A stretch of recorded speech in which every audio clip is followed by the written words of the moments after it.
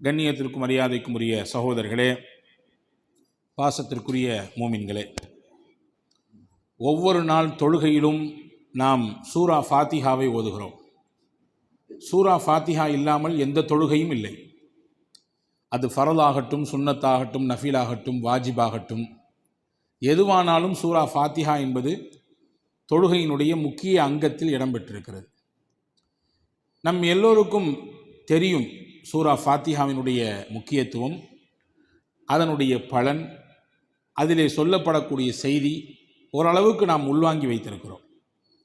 அதிலே ஒரு முக்கியமான ஒரு பிரார்த்தனை இடம்பெறுகிறது. அதுதான் நான் துவக்கத்தில் ஹம்து ஸலவாத்திலே ஓதின ஒரு வசனம், இஹ்தின ஸிராத்தல் முஸ்தகீம். இறைவா, எங்களுக்கு நேர்வழியை காட்டுவாயாக, இறைவா எங்களுக்கு நீ நேர்வழியை காட்டுவாயாக என்ற முக்கியத்துவமான ஒரு பிரார்த்தனை அங்கே இடம்பெறுகிறது. நேர்வழி என்றால் அசத்தியத்தை விட்டு சத்தியத்தின் பக்கம் பிரித்து காட்டி உண்மை எது பொய் எது என்பதை கண்டறிந்து உண்மையின் பக்கம் நம்மை வழிநடத்தக்கூடிய, நம்முடைய உலகத்திற்கும் நாளை ஆகிரத்திற்கும் எது வெளிச்சத்தையும் விடுதலையையும் தருமோ அந்த வழியில் பயணிக்கக்கூடிய வாய்ப்பை, அதனுடைய வழியை எங்களுக்கு காட்டு என்று அல்லாஹ்விடத்திலே கேட்கிறோம். இது இந்த அர்த்தத்தோடு முடிந்து போகக்கூடிய விஷயம் அல்ல. இதையும் தாண்டி நம் வாழ்க்கையில் ஏற்படக்கூடிய கஷ்டங்கள், சோதனைகள், நெருக்கடிகள், இதிலே நிலை குலையாமல் நான் இருக்க வேண்டும் என்றும் இதிலே அர்த்தம் கொள்ளலாம். நான் தடுமாற்றம் ஏற்பட்டு திக்கி திணறிவிடக்கூடாது, எனக்கு வழிகாட்டு என்றும் கேட்கலாம். என் மனசோர்வினால் நான் நொந்து நூலாகி என்னையே ஏன் இந்த வாழ்க்கை என்று நொந்து கொள்ளும் அளவிற்கு உண்டான நிலையில் நான் அமைந்து விடக்கூடாது. சோதனைகளும் நெருக்கடிகளும் வரும்பொழுது நான் துவண்டு நான் ரொம்பவும் பலகீனப்பட்டு விடக்கூடாது. வாழ்க்கையிலே எந்த ஒரு சருகுதலும் சல்லாபமும் ஏற்பட்டு என் வழி தடுமாறி நான் எங்கேயும் போய் விழுந்து விடக்கூடாது என்பதெல்லாம் இதிலே நாம் பொருளாக கொள்ள முடியும்.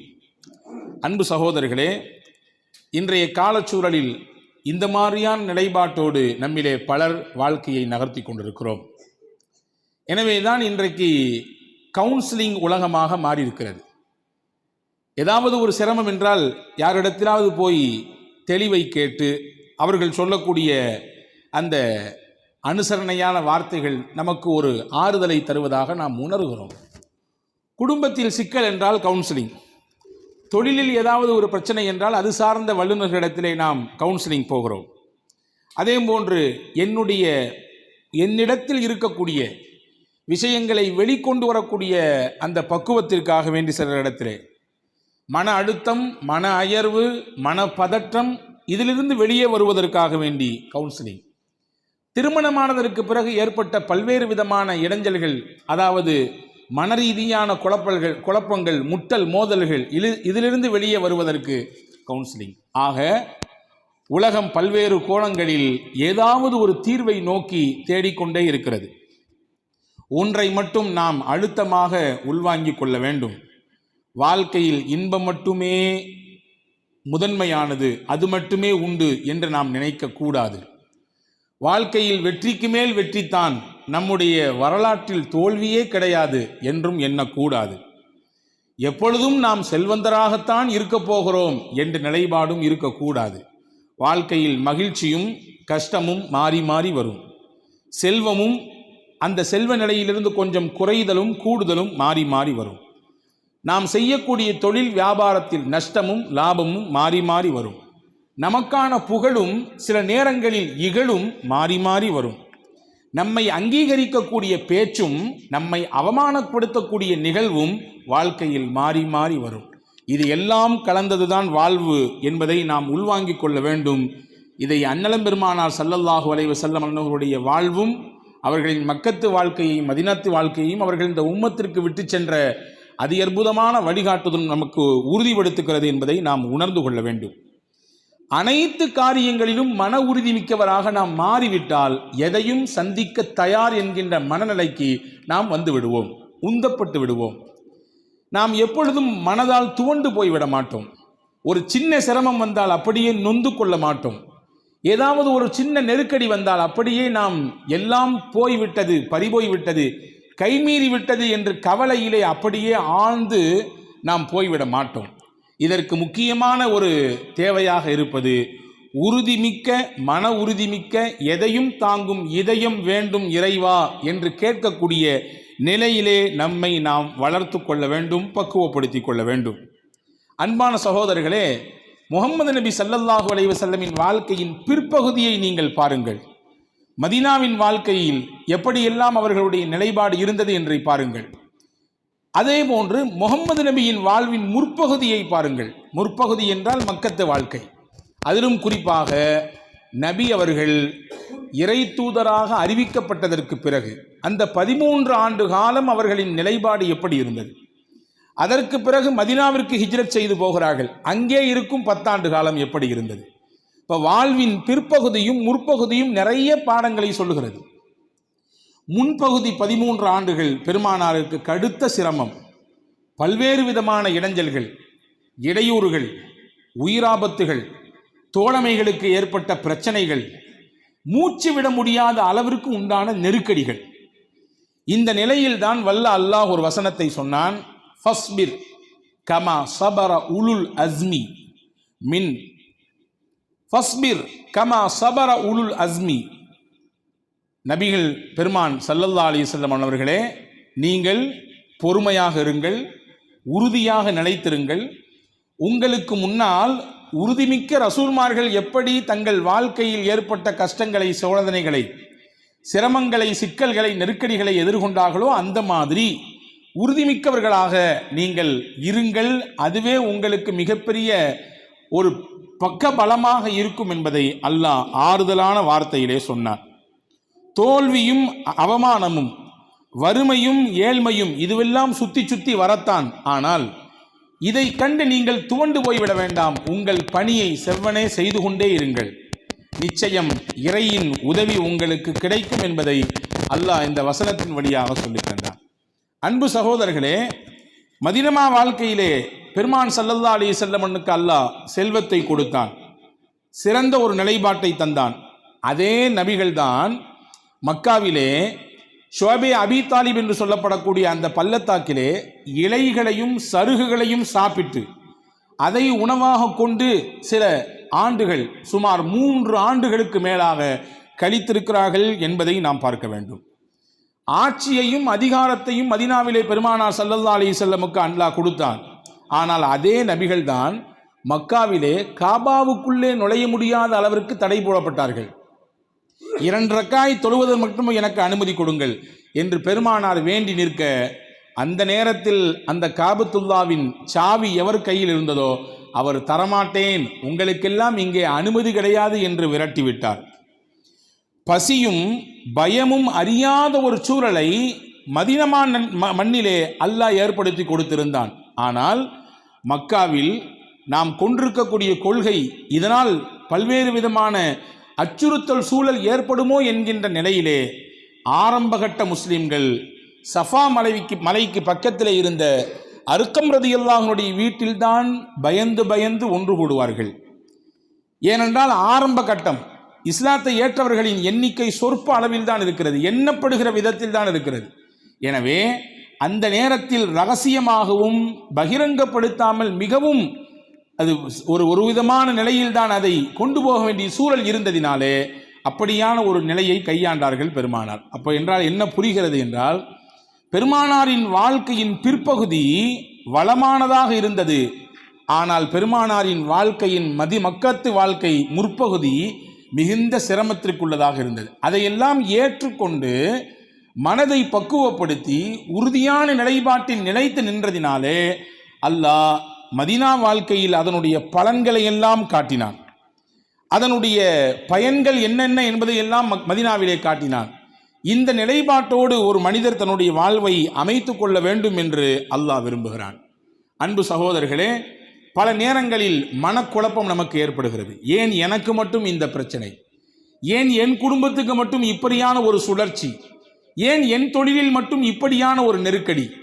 ஏன் எனக்கு மட்டும் இப்படியான ஒரு இழப்பு என்று நாம் நம்மை நாமே பேசிக்கொள்கிறோம். அதிலேயே நாம் அயர்ந்து விடுகிறோம். ஒரு விஷயத்தை நாம் புரிந்து கொள்ள வேண்டும். வரலாறுகள் எங்கிலும் இதற்கான நிரம்ப பாடங்கள் இருக்கிறது. கஷ்டத்திற்கு பிறகு லேசு உண்டு என்பதை குர்ஆனும் சொல்லுகிறது, வரலாறுகளும் நமக்கு நிரூபித்து காண்பிக்கிறது. ஹஜ்ரத் பெருமானா ஸல்லல்லாஹு அலைஹி வஸல்லம் அன்னவர்கள் சில முக்கியத்துவம் வாய்ந்த பெண்களை பற்றி பேசியிருக்கிறார்கள். அதிலே ஒரு பெண்மணி ஃபிரௌனுக்கு இந்த உலகத்திலே மனைவியாக கிடைத்த ஆசியா. ஆசியா அம்மாவை பற்றி பெருமானா ஸல்லல்லாஹு அலைஹி வஸல்லம் பேசியிருக்கிறார்கள். பெண்களிலேயே சிறந்த பெண் யார் என்பதை பெருமானார் ஸல்லல்லாஹு அலைஹி வஸல்லம் அடையாளப்படுத்தும் பொழுது, கமுல மினர் ரிஜாலி கசீர் வலம் யக்முல் மினன் நிசாஇ இல்லா மரியம் பின்த் இம்ரான் வ ஆசியா இம்ராஅத் ஃபிரௌன் வ ஹதீஜா பின்த் ஹுவைலித். ஆண்களிலே பல ஆண்கள் பரிபூரணத்துவம் பெற்றுவிட்டார்கள், மிகவும் சிறப்பிற்குரியவர்களாக ஆகிவிட்டார்கள். பெண்களிலேயே அப்படி பரிபூரணத்துவம் பெற்று சிறப்பிற்குரிய அந்தஸ்திற்குரியவர்கள் யாரென்றால் மரியம், இம்ரானின் மகள் மரியம். அடுத்து சொன்னாங்க ஸல்லல்லாஹு அலைஹி வஸல்லம் ஃபிரௌனினுடைய மனைவி ஆசியா. மூன்றாவது சொன்னாங்க ஹுவைலித் அவர்கள் பெற்றெடுத்த என் துணைவியார் ஹதீஜா. இந்த மூன்று பெண்களையும் தனித்துவத்தோடு பெருமானார் ஸல்லல்லாஹு அலைஹி வஸல்லம் அடையாளப்படுத்தினார்கள். எத்தனையோ பல சீதேவி பெண்கள் இருக்க இவர்களை மட்டும் அடையாளப்படுத்தி முன்னிலைப்படுத்துவதற்குரிய முக்கிய காரணம் என்னவென்றால், இவர்களின் வாழ்க்கையில் அவ்வளவு மேடு பள்ளங்கள், அவ்வளவு சிரமங்கள், கஷ்டங்கள், நெருக்கடிகள், சோதனைகள் இதுவெல்லாம் தொடர்ச்சியாக அடுக்கடுக்காக வந்தது. எல்லாவற்றையும் தாங்கிக் கொண்டு மலை போன்று உறுதியாக நின்றார்கள். மரியம் அலைஹிஸ்ஸலாம் மீது என்ன அவதூறு சுமத்தப்பட்டது? ஆண் துணை இல்லாமல் பிள்ளை பெற்றிருக்கிறார், அப்போ தப்பு செஞ்சிருச்சு, இந்த அம்மா தப்பான உறவு கொண்டு விட்டது என்றெல்லாம் ஊர் பேசியது. அந்த பிள்ளையை வளர்ப்பதற்காக வேண்டி அவர்கள் பட்ட சிரமங்கள், அந்த பாடுகள், இதையெல்லாம் ஏற்றுக்கொண்டு உறுதியான நிலைப்பாட்டோடு நின்றார்கள். எனவே வரலாற்றில் அவர்கள் வசந்தமாக வாழ்ந்து கொண்டிருக்கிறார்கள். ஹதீஜா ரலியல்லாஹு தஆலா அன்ஹா, நபிகளார் ஸல்லல்லாஹு அலைஹி வஸல்லம் அன்னவர்களுடைய வாழ்க்கைக்கு உள்ளே அவர்கள் வருவதற்கு முன்பாகவே 2 கணவனை நிக்காஹ் செய்து கணவனை இழந்த விதவை பெண்ணாக இருந்தார்கள். இனிமேல் கல்யாணமே வேண்டாம் என்ற நினைப்பில் இருக்கும் பொழுது முகம்மது நபியினுடைய செயல்பாடும் அவர்களுடைய பழக்க வழக்கமும் அவர்களிடத்தில் இருந்த உயர்ந்த குணங்களால் ஈர்க்கப்பட்டு பெருமானாருக்கு மனைவியாக மாறுகிறார்கள். மிகுந்த செல்வ செருக்கோடு வாழ்ந்த ஹதீஜா அம்மா இஸ்லாத்தை ஏற்றதற்கு பிறகு பெருமானாரின் அடையாளமாகவே மாறி போனார்கள். தன் மொத்த செல்வத்தையும் பெருமானாரின் காலுக்கு கீழே கொட்டினார்கள். அதோடு மட்டுமல்ல, காசு கொடுத்துட்டேன், மற்ற வேலைலாம் நீங்க பார்த்துங்க என்று ஒதுங்கி நிற்காமல் களம் இறங்கி இந்த சத்திய இஸ்லாத்திற்காக வேண்டி வந்த அம்புகளை எல்லாம் தாங்கி பிடித்து அதில் ஏற்பட்ட காயங்கள், அதில் ஏற்பட்ட பல்வேறு விதமான நெருக்கடிகளை சமாளித்தார்கள். கடைசி வரை நிலையாக நின்றார்கள். நமக்கெல்லாம் தெரியும், முகம்மது நபி மதீனாவிற்கு போய் மறுபடியும் மக்காவுக்குள்ளே வெற்றி வாகை சூடி வந்த நேரத்திலே வெற்றியின் கொடி பெருமானார் ஸல்லல்லாஹு அலைஹி வஸல்லம் கையில் இருந்தது. 8 ஆண்டுகளுக்கு பிறகு மக்கமா நகர் மறுபடியும் வெற்றி கொள்ளப்படுகிறது. வெற்றியின் கொடியை வைத்திருந்த பெருமானார் அதை எங்கே கொண்டு போய் நட்டினார்கள் தெரியுமா? ஹதீஜா அம்மா அடக்கம் செய்யப்பட்டிருக்கக்கூடிய அந்த முஅல்லா என்ற அந்த கபிரிஸ்தானிலே அவர்களுடைய தலைமாட்டுக்கு பக்கத்திலே கொண்டு போய் நட்டி வைத்தார்கள். என்ன காரணம்? என்ன சொல்ல வருகிறார்கள் பெருமானார்? ஹதீஜா அம்மா, நீங்க போட்ட விதை இப்போ வளர்ந்து விருட்சமாக நிற்கிறது. எந்த மக்கமா நகரிலே நம்மை நெருக்கடிக்கு உள்ளாக்கினார்களோ, பல்வேறு சிரமங்களுக்கும் சிக்கலுக்கும் பல நிந்தனைகளுக்கும் நம்மை ஆளாக்கினார்களோ, அதே மக்கமா நகர் இப்பொழுது நம் கையில் இருக்கிறது. அல்லாஹ் அந்த வாய்ப்பை, இந்த வெற்றியை நமதாக்கி கொடுத்திருக்கிறான். இதற்கு விதையாக இருந்தவர்களில் ஒருவர் நீங்களும். எனவே அல்லாஹ்விற்கு அடுத்து உங்களுக்கு இந்த வெற்றியை நான் காணிக்கையாக்குகிறேன் என்கின்ற பொருளில் பெருமானார் ஸல்லல்லாஹு அலைஹி வஸல்லம் அந்த செயல்பாட்டை அமைத்துக் கொண்டார்கள். அப்போ செக்கல் சிரமங்களின் சமயங்களில் உறுதியான நிலைப்பாட்டோடு இருந்தவர்களை பெருமானார் பேசியிருக்கிறார்கள். அந்த வரிசையிலே ஆசியா அம்மா ரொம்பவும் முக்கியத்துவம் வாய்ந்தவர்கள். ஃபிரௌனுக்கு மனைவிதான். நமக்கு தெரியும் ஃபிரௌன் யார்? அன ரப்புக்குமுல் ஆலா, நான் தான் உங்களின் உயர்வான இறைவன் என்று சொன்னவன். உலகத்தில் நானே இறைவன் என்று சொன்னவர்களின் பட்டியலிலே முக்கியமானவன் ஃபிரௌன். ஏனென்றால் அந்த வார்த்தையை இறைவனை குறிப்பிடுகிறான். திருக்குரானிலே அல்லாஹ்வே குறிப்பிடுகிறான், அன ரப்புக்குமுல் ஆலா, நானே உங்களினுடைய உயர்ந்த இறைவன் என்று ஃபிரௌன் சொன்னான். என்னை இறைவனாக ஏற்றுக்கொண்டவர்களுக்கு வாழ்க்கை உண்டு, இல்லை என்று ஒதுங்கியவர்களுக்கு, ஏற்க மறுப்பவர்களுக்கு நான் அவர்களுக்கு உலகத்திலேயே நரகம் என்றால் என்னவென்று காண்பிப்பேன் என்று கர்ஜித்துக் கொண்டிருந்தான். அவனுக்கு மனைவியாக அமைந்தவர்கள்தான் ஆசியா அம்மா. ஆனால் இறைவனின் நாட்டம், இறைவன் என்று தன்னை வாதிட்ட அந்த ஃபிரௌனுக்கு மனைவியாக கிடைத்தவர்கள், இவன் இறைவன் இல்லை, இவனையும் என்னையும் இந்த உலகத்தையும் படைத்த ஏக இறைவன் அல்லாஹுதான் என்று சொல்லி இறை தூதர் மூசா அலைஹிஸ்ஸலாமை ஏற்றுக்கொண்டு அதனால் ஏற்படக்கூடிய பின் விளைவுகளை எல்லாம் சமாளிப்பதற்கு உறுதி பூண்டு இருந்தார்கள். அதனால் சில பின் விளைவுகளும் சந்தித்தார்கள், கடுமையான நெருக்கடிகளை சந்தித்தார்கள். வரலாறு இதை விரிவாக பேசுகிறது. ஃபிரௌனை பற்றி திருக்குர்ஆனில் ஒரு இடத்துல வருகிறது, ஓ ஃபிரௌனுதுல் அவுதாத், முளைக்குச்சிகள் உடையவன் ஃபிரௌன் என்று அல்லாஹ் சொல்கிறான். ஏன் இந்த வார்த்தையை இறைவன் பயன்படுத்த வேண்டும் என்றால், தனக்கு மனைவியாக கிடைத்த ஆசியா அம்மாவை சித்திரவதை செய்தான், நோவுபடுத்தினான், பாலைவனத்தில் படுக்க வைத்து அவர்களுடைய 2 கையிலும் காலிலும் சிலுவையை போன்று அந்த குச்சிகளை நட்டி வைத்து வேதனை செய்வான். பாறை போன்று உறுதியாக இருப்பார்கள், அசைய மாட்டார்கள், ஆடவும் மாட்டார்கள். அந்த நேரத்தில் அவ்வளவு துன்பத்தையும் வாங்கி கொண்டிருக்கிற பொழுது அவர்கள் ஏக இறைவனிடத்தில் கேட்ட துவாவை அல் குர்ஆனிலே அல்லாஹ் பதிவு செய்கிறான். ரப்பி பினிலி இந்தக பைத்தன் ஃபில் ஜன்னா வனஜ்ஜினி மின் ஃபிர்அவுன வஅமலிஹி வனஜ்ஜினி மினல் கௌமில் ஸாலிமீன். இறைவா, இதோ இந்த ஃபிரௌன் தன்னையே இறைவன் என்று சொல்லி வாதித்துக் கொண்டிருக்கிறான். இப்பொழுது என்னை துன்புறுத்துகிறான், அவன் கொள்கைக்கு என்னை இழுக்க பயம்புறுத்துகிறான், வேதனை செய்கிறான், உச்சபட்சமான துன்பங்களை எனக்கு தருகிறான். இப்பொழுது நான் உன்னிடத்தில் கேட்பது, எனக்கு சொர்க்கத்தில் ஒரு வீடு வேண்டும், அதை எனக்கு நீ காட்ட வேண்டும். இந்த ஃபிரௌன் செய்யக்கூடிய கொடுமைகளிலிருந்து எனக்கு நீ விடுதலையை தர வேண்டும் என்று துஆ செய்தார்கள். இதை அப்படியே ஹதீஸ் பதிவு செய்கிறது.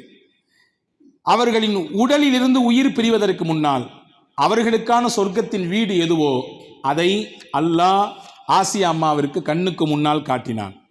அதை பார்த்ததற்கு பிறகுதான் அவர்களுடைய உடலிலிருந்து உயிர் பிரிந்தது என்ற வரலாற்றை நமக்கு எழுதுகிறார்கள். இங்கே ஒரு விஷயம், நான் தான் உங்களின் உயர்வான இறைவன் என்று சொன்னவன் வீட்டிலே அவனுடைய பொஞ்சாதி அவனை ஏற்றுக்கொள்ளவில்லை. அவன் வீட்டிலே வளர்ந்த ஒரு குழந்தை நபியாக மாறியது. அப்படி என்றால் ஃபிரௌனே, நீ எவ்வளவு பலவீனமானவனாக இருக்கிறாய் என்பதை அல்லாஹ் உணர்த்துகிறான். 1000 கத்திகளோடு ஊருக்குள்ளே சுத்தி கொண்டிருந்தார்கள். தன்னுடைய ஆட்சிக்கும் அதிகாரத்திற்கும் உலை வைக்கக்கூடிய பிள்ளையை அப்படியே கத்தியை கொண்டு 2ஆக கீறி பிளந்து விட வேண்டும் என்ற எண்ணத்திலேயே 1000 கத்திகளோடு ஊரிலே சுத்தி வந்தார்கள். ஆனால் எந்த குழந்தையை கொல்ல வேண்டும் என்று நினைத்து எல்லா குழந்தைகளையும் கொண்டார்களோ அதே குழந்தையை ஃபிரௌனின் வீட்டில் வைத்தே இறைவன் வளர்த்தான்.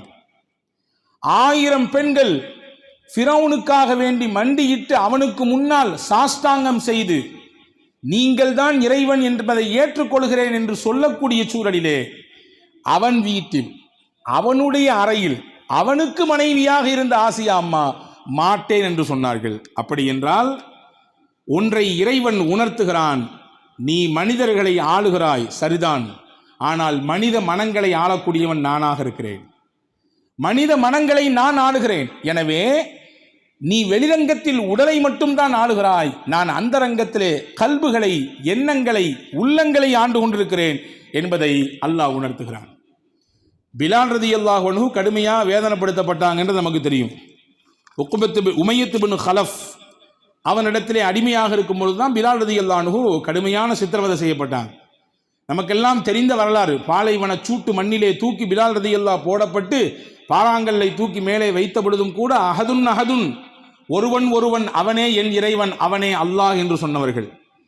வெந்து அவர்களின் உடலிலிருந்து வரக்கூடிய சீலும் அந்த வேர்வை நீரும் இரத்தமும் அந்த சூட்டிலே படும் பொழுது அப்படியே ஆவியாக பறக்குமாம். அப்படி என்றால் எவ்வளவு சூடு என்று நாம் பார்த்து கொள்ள வேண்டும்.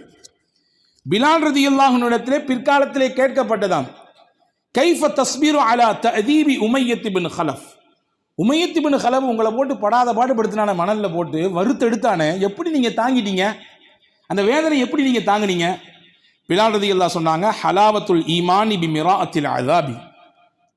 என்னை வேதனைப்படுத்தக்கூடிய அந்த நேரத்திலே அதற்கு இணையாக நான் எதை பார்த்தேன் என்றால் என் இறை நம்பிக்கையின் அந்த டேஸ்ட், அந்த ருசியை நான் உணர்ந்து கொண்டிருந்தேன். அந்த ருசியிலேயே நான் என் மயக்கத்தை விட்டிருந்ததினாலே வேதனை எனக்கு வேதனையாகவே தெரியவில்லை. இங்கே ஒரு செய்தியை புரிய வேண்டும்.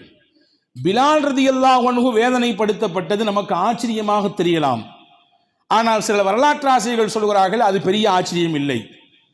காரணம், பெண்ணை விட உடலால் வலிமையினால் கொஞ்சம் ஆண்கள் மேலானவர்கள் தான். அதிலும் குறிப்பாக பிலால் ரலியல்லாஹு அன்ஹு அடிமையாக இருந்து சேவகம் செய்தவர்கள். பல கஷ்டமான பணிகள் அவருக்கு கொடுக்கப்பட்டிருக்கிறது. அடிமை நிலையில இருக்கும் பொழுது அதையெல்லாம் செய்து கொண்டிருந்தார். அந்த நிலையில் இருக்கிற பொழுது அந்த கஷ்டத்தை அவர்கள் அனுபவித்தார்கள். அதிலே மாற்று கருத்தில்லை, அதை குறைத்து மதிப்பிடவில்லை. ஆனால் ஒரு பெண்ணாக அந்த வேதனையை அனுபவித்த ஆசியா அம்மாவினுடைய நிலைதான் இங்கே உயர்தரமான கண்கொண்டு பார்க்க வேண்டிய நிலை. காரணம், வசதி வாய்ப்புகளோடும் பல்வேறு விதமான சொகுசான நிலையிலும் இருந்த ஆசியா அம்மாவிற்கு வேதனைகளை தாங்கிக் கொள்ளக்கூடிய ஆற்றல் எங்கிருந்து கிடைத்தது? 2 கையும் 2 காலும் கட்டி போடப்பட்டிருக்கிறது. கம்புகளால், குச்சிகளால் அப்படியே பூமியில் நட்டி வைக்கப்பட்டிருக்கிறது. வேதனை கொண்டு அவர்களை சித்திரவதைப்படுத்தப்படுகிறது. அந்த நேரத்தில் ஆசியா அம்மா சிரித்தார்கள். ஃபிரௌன் கேட்டானாம். இப்னு கசீரிலே இந்த செய்தி பதிவாக இருக்கிறது. என்னையா ஆச்சரியம், இம்புட்டு வேதனை, இம்புட்டு வெயில், இப்போ 2ஆ அறுக்க போறேன், துண்டாக்க போறேன், பீஸ் பண்ண போறேன், இப்போ இந்த அம்மா சிரிக்குது, ஆசியா எப்படி சிரிக்குது அப்படி என்று கேட்டானாம். ஏன் ஆசியா அம்மா அவர்கள் சிரித்தார்கள் என்றால், தனக்கான கூலி என்ன, இந்த சோதனைகளை, இந்த கஷ்டங்களை தாங்கிக் கொள்வதனால் தனக்கு இறைவன் தரக்கூடிய வெகுமதி என்ன என்பதை அல்லாஹ் காண்பித்து விட்டான். அதுதான் சொர்க்கத்தின் வீடு. அதை பார்த்தார்கள். அப்படியே அவர்கள் சிரிப்பிலேயே அவர்களுடைய உயிர் பிரிந்தது. ஃபிரௌனுக்கு தெரியாது இதன் கூலி சொர்க்கத்தின் அதிபதியான இறைவன் அவர்களுக்கு தரக்கூடிய மாளிகை என்று அவனுக்கு தெரியாது. எனவே புத்தி பேதலித்து போய் அவன் கேட்டான். அதே போன்று இன்னொரு செய்தியையும் வரலாற்று ஆசிரியர்கள் பதிவு செய்கிறார்கள். அல்லாஹுவினால் முடியாதா? அல்லாஹ்விற்கு சக்தி இல்லையா?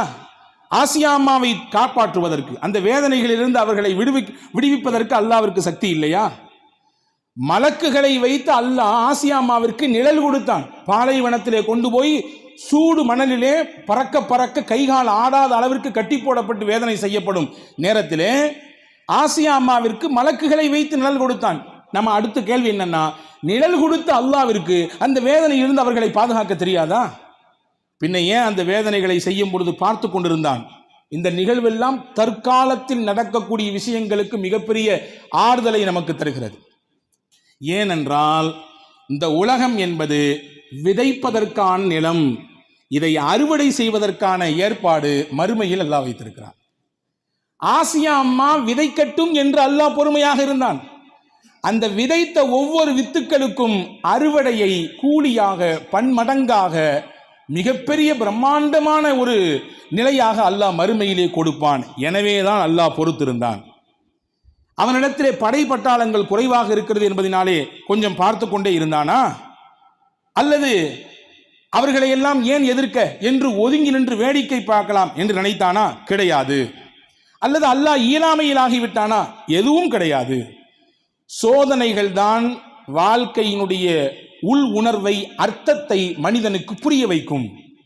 அதை எப்படி அவன் எதிர்கொள்கிறான் என்கின்ற பக்குவத்தையும் பண்படுத்தக்கூடிய பண்பையும் அவனுக்கு அதுதான் தரும்.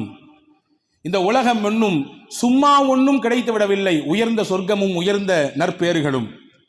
950 ஆண்டுகள் நூஹ் அலைஹிஸ்ஸலாம் இந்த சோதனையின் பாதையில் தான் நடந்து போனார்கள். யஹ்யா அலைஹிஸ்ஸலாம் நிற்கப்பட்டு 2 துண்டாக பிளக்கப்பட்டார்கள் இந்த சொர்க்கத்தை அடைவதற்குத்தான். இப்ராஹிம் அலைஹிஸ்ஸலாம் நெருப்பு குண்டத்திலே தூக்கி வீசப்பட்டார்கள் இந்த சொர்க்கத்தை அடைவதற்குத்தான்.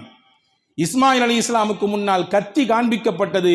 அறுக்கப்படக்கூடிய நிலைக்கு தயாராகிவிட்டார்கள். கத்தியை கொண்டு கழுத்திலும் வைத்தாகிவிட்டது. எதற்கு? இந்த சொர்க்கத்தை அடைவதற்குத்தான். எனவே இந்த பாதையில் ஆசியாமா இருக்கிறார்கள். விதைக்கட்டும், பொறுமையாக இருக்கட்டும், அதற்குரிய அறுவடையை மறுமையில் நிறைவாக கொடுப்போம் என்ற அக்கறையில் தான் அல்லாஹ் அங்கே பொறுத்திருந்தான். அப்போ இந்த உறுதிமிக்க நிலைப்பாடு ஆசியாமாவிடத்தில் இருந்ததினாலே அல்லாஹ் அவர்களை சிலாகித்து பேசுகிறான். குரானிலே இம்ராத்த ஃபிரௌன் என்ற பெயரிலேயே அவர்கள் அடையாளப்படுத்தப்படுகிறார்கள். அவர்கள் கேட்ட துவாவை அல்லாஹ் குரானிலே பதிவு செய்கிறான். அவர்களின் உயர்ந்த நம்பிக்கையையும் அவர்களுடைய உறுதிமிக்க நிலைப்பாட்டையும் உலகத்திற்கு சொல்லும் பொருட்டு நபிகள் பெருமானார் அவர்களை பற்றி பேசுகிறார்கள். நாளை மறுமையிலே அவர்கள் எனக்கு துணைவியாக வருவார்கள், நாளை சொர்க்கத்திலே அல்லாஹ் எனக்கும் அவர்களுக்கும் திருமணம் செய்து வைப்பான் என்பதை பெருமானார் சொல்கிறார்கள். இதுவெல்லாம் எதற்கு கிடைத்த கூலி என்றால், வாழ்க்கையில் நமக்கு வருகிற சோதனைகளை கஷ்டங்களை எதிர்கொள்ளுகிற நேரத்திலே உறுதியான நிலைப்பாட்டோடு நிச்சயம் இறைவன் எனக்கு உதவி செய்வான் என்ற நம்பிக்கை தளராமல் இருக்கிற பொழுது அல்லாஹ் அவருக்கு கொடுக்கக்கூடிய வெகுமதி என்பதை நாம் புரிந்து கொள்ள வேண்டும். அந்த சிந்தனையில் தான் நம் முன்னோர்கள் வாழ்ந்திருக்கிறார்கள். சின்ன சின்ன சிரமங்கள் வந்தாலும் நாம் துவண்டு போய் விடுகிறோம். எதையெல்லாமோ கற்பனை செய்கிறோம். அதுவால் நடந்திருக்குமோ, இதுவால் நடந்திருக்குமோ, அவன் அங்கே பார்த்தானே நம்மளை, இவன் இப்படி நினைச்சானே, அதனால ஏற்பட்டிருக்குமோ என்றெல்லாம் நம்மளை நாமே கேள்வி கணைக்குள் கொண்டு வந்து நிப்பாட்டி நம்முடைய நிகழ்காலத்தையும் நம்மை சுற்றி இருக்கக்கூடிய நபர்களுடைய நிகழ்காலத்தையும் சந்தோஷத்தையும் நாமே குழி தோண்டி புதைக்கிறோம். அல்லாஹ் எதை செய்தாலும் நன்மை வைப்பான் என்ற அக்கறையோடு நாம் நகருகிற பொழுது நிச்சயமாக அல்லாஹ் அதிலே வழிகளை காட்டுவான். நமக்கெல்லாம் தெரிந்த ஒரு வரலாறு கோடிட்டு காட்டுகிறேன். புகாரி ஷெரீஃபில் இந்த ஹதீஸ் வந்திருக்கிறது. பெருமானார் ஸல்லல்லாஹு அலைஹி வஸல்லம் சொன்னார்கள், பனு இஸ்ரவேலர்களிலே ஒரு மனிதர் இருந்தார். அவர் போய் தன் தேவைக்கு கடன் கேட்டார். கடன் கொடுக்கக்கூடிய மனிதர் கேட்டார், உனக்கு யார் சாட்சி கொண்டா அப்படின்னு கேட்டார். அவர் சொன்னார், சாட்சிலாம் எனக்கு யாரும் இல்லை, அல்லாஹ் தான் சாட்சினாரு. சரிப்பா, நீ இந்த கடனை கொடுக்காட்டி யாரு கஃபீல், பொறுப்பு யாரு, உன் இடத்துல இருந்து அந்த கடனை நிறைவேற்றணுமே. அவர் சொன்னார், அல்லாஹ் தான் கஃபீல், வேற யாரு கஃபீல் இருக்கா? உடனே அந்த மனிதர் கொடுத்து விட்டார். 1000 தங்க காசு கேட்டார். 1000 தங்க காசுகளை கொடுத்து விட்டார். குறிப்பிட்ட காலதவணை முடிந்தது. அந்த காலதவணை முடிந்தவுடன் இந்த கடன் வாங்கிய மனிதர் வந்தார். வந்து கடல் ஓரத்தில் நின்றார். அந்த நபரை சந்தித்து அந்த கடனை அடைக்க வேண்டும் என்ற அக்கறையோடு வந்து நிற்கிறார். அன்னைக்கு பார்த்து எந்த படகும் இல்லை, எந்த துடுப்பும் இல்லை. ஆனாலும் கொடுத்த வாக்கை காப்பாற்றணுமே, வாக்கு மீறினால் பெரும் பாவமாச்சே என்று நினைத்தவர் அங்கே ஓரஞ்சாரமாக கடைந்த கட்டையை எடுத்தார். மரக்கட்டையை எடுத்து 2ஆக பிளந்தார். அதிலே 1000 தங்க காசுகளை வைத்தார். ஒரு துண்டு பேப்பரிலே செய்தி எழுதி வைத்தார். உங்களை நேரிட்டு சந்தித்து கொடுப்பதுதான் முறை, ஆனாலும் வாய்ப்பு ஒன்று கூடவில்லை. எனவே அல்லாவை பொறுப்பாக வைத்து, அல்லாவை ஷஹீதாக சாட்சியாக வைத்து வாங்கப்பட்ட இந்த 1000 தங்க காசு இதோ வைத்திருக்கிறேன், கிடைத்தவுடன் எடுத்துக்கொள்ளவும். அந்த மனிதர் அங்கிட்டு கடல்ல நின்னாரு, வருவாரு என்று பார்த்து பார்த்து கண்ணுதான் பூத்து போனது. கடைசியில் வரல. சரி, வீட்டுக்கு விறகு பிறக்கி எடுத்துட்டு போய் அடுப்பெரிக்கிறதுக்கு யூஸ் ஆகுமே சொல்லி சில கட்டைகளை சுள்ளிகளை புறக்கினார். வீட்டுக்கு போனார். ஒவ்வொரு சுள்ளிகளாக உடைத்து அடுப்பிலை வைத்தார். இந்த கட்டையை எடுத்து உடைத்தார். பாருங்கள், உள்ளிருந்து 1000 தங்க காசும் பொலபொல என்று கொட்டியது. ஒரு துண்டு பேப்பரும் இருந்தது, அதிலே செய்தி இருந்தது. சரி, கிடைக்க வேண்டியது கொடுத்துட்டார் போல தெரியுது, எடுத்து வச்சுக்கிட்டார். கொஞ்ச நாளைக்கு பிறகு மறுபடியும் 2 பேரும் சந்தித்தார்கள். கடன் வாங்கியவர் மறுபடியும் 1000 தங்க காசுகளை எடுத்து கொண்டு வந்து, இந்தாங்கள் உங்களிடத்திலே வாங்கியது. அவர் சொன்னார், ஏற்கனவே தான் நீங்க அனுப்புனது எனக்கு கிடைச்சிடுச்சே, இப்போ ஏன் கொண்டு வரீங்க? ஏற்கனவே தான் நீங்க அனுப்புனது அந்த 1000 கிடைத்து விட்டது, இப்போ எனக்கு தேவையில்லையே, அல்லாஹ் உங்களுக்கு நேர்வழி காட்டட்டும் என்று துவா செய்து அனுப்பினார். அன்பர்களே, இங்கே இந்த வரலாற்றை எழுதிவிட்டு இன்றைக்கு உலக புகழ்பெற்ற எழுத்தாளர்கள் ஒருவராக இருக்கிற அவருடைய வரிகளில் உலகத்தின் பல அறிஞர்கள் சொக்கி போய் நிற்கிறார்கள். அதுகம் ஷர்காவி என்று சொல்லக்கூடிய பாலஸ்தீனத்தைச் சேர்ந்தவர், ஒரு மிகச்சிறந்த எழுத்தாளர். பல்வேறு புத்தகங்களை எழுதி பல லட்சம் பிரதிகள் விற்பனையாகி ஒரு சாதனை, பல சாதனையை செய்து கொண்டிருக்கக்கூடிய ஒரு மகத்தான கல்வியாளர். ஒரு 38-37 வயதுதான் இருக்கும் அவருக்கு. அவர் சொல்லுகிறார், இதிலே பல பாடங்கள் இருக்கிறது இந்த நிகழ்ச்சியிலே. முதல் பாடம் என்ன தெரியுமா? மனிதர்கள் என்பவர்கள் ஒருவருக்கொருவர் ஒத்தாசையாக இருக்கக்கூடிய நிலையில் தான் இருக்க வேண்டும். உமர் ரலியல்லாஹு காலத்தில் ஒருத்தர் அல்லாஹ்ட்ட எப்படி துவா செஞ்சாராம், யா அல்லாஹ், நான் யாருக்கு முன்னாடி போய் நிற்க கூடாது அப்படின்னு சொல்லி. உமர் ரலியல்லாஹு வந்து கேட்டாங்களா, என்னையா நீ வந்து செய்கிற துவா சரியாக இருக்கிற மாதிரி தெரியலையே, நீனே உன்னுடைய மௌத்தை அல்லாஹ்விடத்தில் கேட்குற மாதிரிலாம் இருக்குது. ஏன்னா உலகத்தில் மனிதர்களின் நிலைப்பாட்டை அல்லாஹ் எப்படி வைத்திருக்கிறான் என்றால் ஒருவருக்கொருவர் உதவியாளர்களாக இருக்கக்கூடிய நிலையில் தான் வைத்திருக்கிறான். இந்த செய்தியை இந்த ஹதீஸ் நமக்கு உணர்த்தி காட்டுகிறது. அவர் கேட்டாரு, இன்னொருத்தர் கொடுத்தாரு. ஏன்னா நம்மள நிறைய பேர் நினைச்சு வச்சிருக்கோம் கொடுக்கறதுன்றது பணத்தை மட்டும்தான் அப்படின்னு. அப்படி இல்லை, கொடுக்கறதுக்கு நிறைய இருக்கு நம்மள்ட்ட. நம்ம நல்ல ஐடியாலஜி நம்மள்ட்ட இருக்குது, கொடுக்கலாம் அதை. அதே போன்று நம்மிடத்திலே பொருளாதாரம் இருக்கிறது என்றால் அதை எதற்கு அல்லாஹ் வைத்திருக்கிறான்? அதனுடைய ஜக்காத்து என்ன? ஏழைகளை இரக்கம் காட்டுவதற்கு இறைவன் வைத்திருக்கிறான். கல்வி இருக்கிறது, அந்த கல்வியை எதற்கு இறைவன் வைத்திருக்கிறான்? அதனுடைய ஜக்காத்து என்ன? தேடக்கூடியவர்களுக்கும் தேடாமல் இருப்பவர்களுக்கும் கொண்டு போய் அந்த கல்வியை சேர்க்க வேண்டும். இதுவும் கொடுப்பதுதான். உங்களால் என்ன கொடுக்க முடியுமோ கொடுங்கள். ஒருவருக்கொருவர் இணைந்து அந்த கொடுத்து வாழக்கூடிய நிலையை அல்லாஹ் இதிலே உணர்த்துகிறான் என்பதாக அந்த அறிஞர் பெருமகனார் சொல்லுகிறார். அதே போன்று எண்ணம் எப்பொழுதுமே நல்லாக இருந்தால் எல்லாத்தையும் அல்லாஹ் நல்லதாக அமைத்து தருவான். வாங்கியவருக்கு என்ன சிந்தனை? கொண்டு சேர்க்க வேண்டும் என்று சிந்தனை. எனவே மரக்கட்டையை அல்லாஹ் என்னவாக மாற்றினான்? கடிதமாக மாற்றினான். கடலை எப்படி மாற்றினான்? போஸ்ட்மேனாக மாற்றினான். மாற்றினானா இல்லையா? எண்ணம் எப்படி இருந்தது? எப்படியாவது வாங்கியதை கொடுத்து விட வேண்டும். அதற்கு நாம் உரிமைப்பட்டவர். கேள்விக்குட்படுத்தப்பட்டால் என்ன செய்வது? இந்த சிந்தனையும் அக்கறையும் இருந்ததினாலே அல்லாஹ் இயற்கை சூழலை அவருக்கு சாதகமாக மாற்றி கொடுத்தான். எனவேதான் நம் எண்ணங்களை சீராக்கி கொண்டு நடப்போமையானால் எல்லாம் சரியாக நிகழும். நான் ஒரு நல்ல கணவனாக இருக்க வேண்டும் என்று ஒவ்வொரு கணவனும் நினைத்தால் அவர் நினைத்ததை போன்று நல்ல மனைவியாக அல்லாஹ் அவருடைய பெண்மணியை அவருடைய மனைவியாக்கி தருவான். நான் ஒரு நல்ல படிக்கக்கூடியவனாக இருக்க வேண்டும் என்று நினைத்தால் ஒரு மாணவன் நல்ல படிப்பாளியான கல்வியாளரை அவருக்கு ஆசிரியாக கொண்டு வந்து சேர்ப்பான். நான் நல்ல நம்பிக்கையாளனாக இருக்க வேண்டும், வாக்கு சுத்தமாக இருக்க வேண்டும், நான் யாரையும் ஏமாற்றி விடக்கூடாது, நான் யாருடைய பொருளிலும் கை வைத்து விடக்கூடாது, யாரையும் நான் எந்த ஒரு கட்டத்திலும் ஒரு சின்ன ஒரு துளியளவு அநீதம் கூட இழைத்து விடக்கூடாது என்று ஒருவர் நினைத்தால் இவருக்கும் அப்படியான ஒரு நல்ல மக்களை கொண்டு வந்து சேர்ப்பான். இவரும் ஏமாற்றப்பட மாட்டார், இவரும் நம்பிக்கை மோசடி செய்யப்பட மாட்டார், இவரும் துளியளவும் அநியாயம் செய்யப்பட மாட்டார். அல்லாஹ் கொண்டு வந்து இணைப்பான். இப்ப இணைக்கும் பாலம் எங்கே துவங்குகிறது? எந்த மனிதருடைய உள்ளத்தில் இப்படி உயர்ந்த சிந்தனை வருகிறதோ அப்படியான சிந்தனையில் உள்ள மக்களை கொண்டு வந்து சேர்ப்பான். எனவே நல்லதை நினையுங்கள் என்பதை இந்த வரலாறு சொல்லித் தருகிறது. ஆக நம்முடைய நிலைப்பாடு கஷ்டம் ஏற்படுகிற பொழுது எதையாவது ஒன்று கிடக்க ஒன்று நினைச்சா கடைசியில் ஒன்று கிடக்க ஒன்று தான் நடக்கும் என்பதை நாம் இந்த நிகழ்வுகளின் மூலமாக எல்லாம் பார்க்கிறோம். எனவே வல்ல அல்லாஹ்விடத்திலே நமக்கு ஏற்படக்கூடிய சிரமங்கள் கஷ்டங்களின் சமயத்திலே உறுதியான மனதோடு வல்ல அல்லாஹ்விடத்திலே துஆவின் வழியாக போராட வேண்டும். ஹதீஸிலே வருகிறது, சையதுனா அப்துல்லா இப்னு அப்பாஸ் ரலியல்லாஹு சொல்கிறார்கள், சஹீஹுல் புகாரிலே வந்து இருக்கக்கூடிய ஹதீஸ், பெருமானார் ஸல்லல்லாஹு அலைஹி வஸல்லமுக்கு கவலை, கஷ்டம், நெருக்கடிகள், சோதனைகள், பயம், பதற்றம் இதுவெல்லாம் வந்தால் என்ன செய்வார்கள்? இதா ஹஸபஹு அம்ருன், பெருமானாரை ஒரு விஷயம் கவலைக்கு உட்படுத்தினால், கஷ்டத்துக்கு உட்படுத்தினால் பெருமானார் என்ன சொல்வார்கள்? 3 வார்த்தைகள் சொல்வார்கள். இதுதான் இந்த பயானினுடைய செய்தி. உங்களுக்கு கவலையிலும் கஷ்டத்திலும் சோகத்திலும் நொந்து கொண்டிருக்கக்கூடிய மனிதர்களுக்கெல்லாம் பெருமானார் கொடுக்கக்கூடிய ஆறுதலான வார்த்தை. ரசூலுல்லாஹ் கஷ்டப்பட்டா சிரமம் வந்தா என்ன சொல்லுவாங்க?